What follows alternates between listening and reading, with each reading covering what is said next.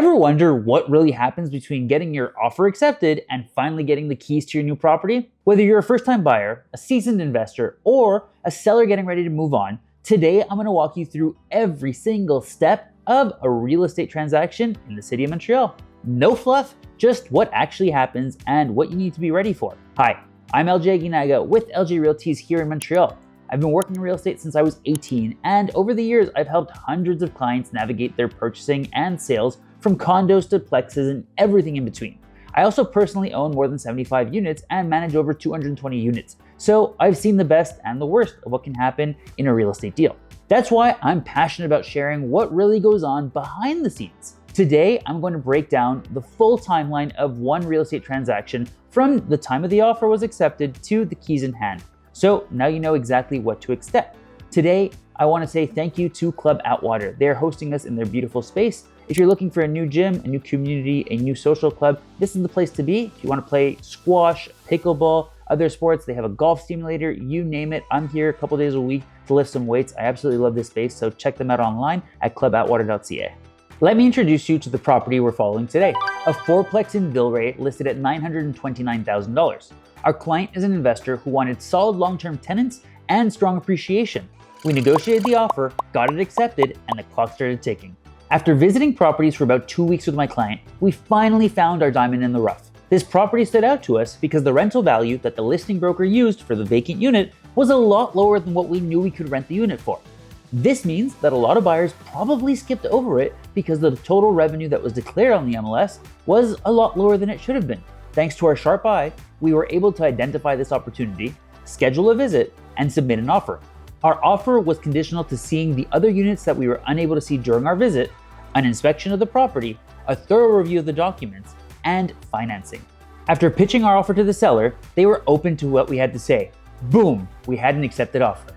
Now it was time to start working on these conditions. We went ahead and visited the 2 units that we hadn't seen during our first visit. There was no surprise, so we moved ahead with the inspection and sent the file to our trusted mortgage broker. The inspection was scheduled for a few days later, and it was with an inspector that I had never used before. My client chose to go with a recommendation from a friend. While I generally prefer to work with inspectors that I have vetted, I always give our clients the choice. In this case, I was happy to meet this inspector. They did a great job, and we now refer them to our clients. The property was built in 1946, so it was normal to find a few things that needed to be improved. The biggest concern post-inspection was the main drain that was at the end of its life. We were able to negotiate a small price reduction to account for this. While we were in our due diligence, we were also reviewing all of the documents we had requested, confirming some of the renovations they had advertised, reviewing the leases on the property, double-checking the tax amounts, and seeing if the current insurance premium seemed reasonable. While an expensive insurance premium on its own isn't cause for concern, it is a sign to investigate further. Is there a plumbing or electrical issue that raised the cost, or has the owner simply had several claims on other properties? As we approached the end of our 15 days to get the financing approved, the appraisal of the property was scheduled by the bank. They typically only schedule the appraisal once everything else has been approved, so we had a good feeling at this point. A couple of days later, we had the final mortgage approval in hand and we were clear to close. At this point, we signed our notice of fulfillment of conditions and we were set to send the file to the notary's office. Once the notary receives the file and the instructions from the bank, they start working on the file. This involves detailed title research, verification of liens against the property, confirmation of servitudes and encroachments, and preparation of the adjustments. This work takes notaries a minimum of 2 weeks to complete. Once they have all of this ready, we're ready to go sign the mortgage deed and then the deed of sale 2 to 3 days later. While the notary is preparing the file, the buyer is securing their home insurance and contacting utility companies in order to transfer accounts over to their name. This is also the right time to book your movers. One more thing, you typically need to provide the notary with your down payment in the form of a bank draft or a wire transfer on the day you sign your mortgage deed. This means that if you're using funds from an RRSP, an FHSA, or a TFSA, plan accordingly. It usually takes up to 5 business days to remove funds from these accounts. While we were doing the things that I just mentioned, the seller is making sure to have all of his original documents to provide the buyer at the closing, arranging a final cleaning, and planning out their move-out date. Finally, the day we've all been waiting for. This is the moment everything becomes real. The buyer and the seller meet at the notary's office to sign the deed of sale and review the adjustment sheet. Once everything is signed, the notary registers the transaction and the keys are exchanged. This is where we celebrate, but our journey's not quite over yet.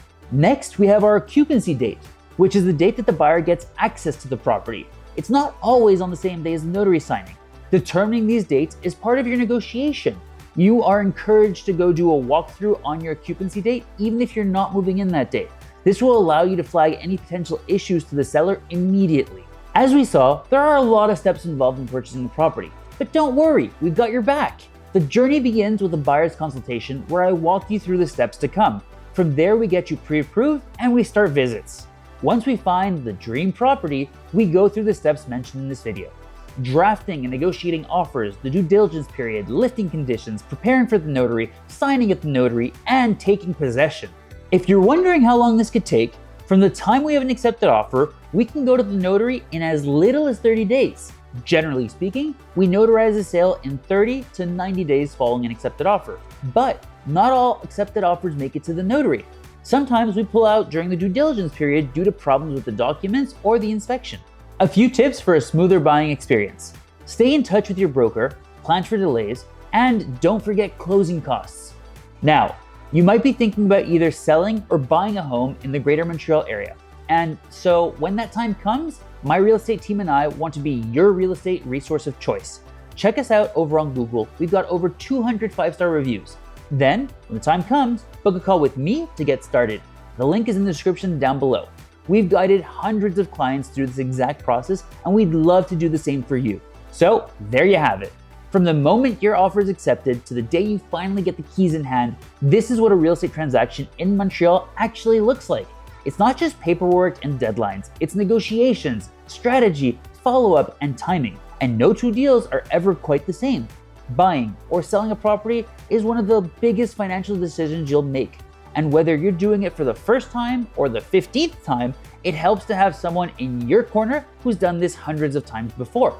If you're thinking of making a move, whether it's your first condo, a multi-unit investment, or you're selling a property, I'd love to guide you through the process. If you found this video helpful, go ahead and give it a thumbs up. Subscribe for more deep dives into the Montreal real estate market, and drop a comment down below if there's a topic that you want me to cover next. This is your journey. I'm just here to help you navigate it. See you in the next one.